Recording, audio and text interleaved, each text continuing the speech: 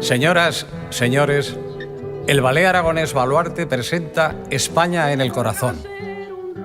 Un espectáculo que pretende hacernos recordar historias no tan lejanas que se repiten una y otra vez tanto dentro como fuera de España y de las que parece no conseguimos aprender nada.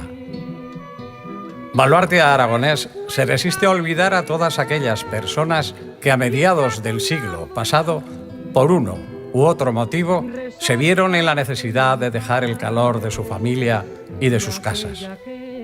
¿Quién no tiene un tío abuelo que tuvo que marchar, un hijo o un sobrino que está viviendo fuera de España?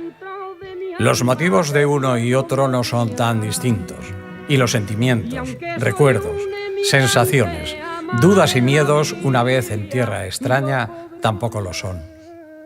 Desde aquí hacer un pequeño homenaje a todos ellos, plasmando los colores, olores y sabores que llevaron consigo dentro de una vieja maleta de cartón, su cultura, su folclore y sus recuerdos. Fotografías en blanco y negro más actuales que nunca. Señoras, señores, con todos ustedes, España en el corazón. Y atrás me lo iba dejando, llevaba por compañera y a mí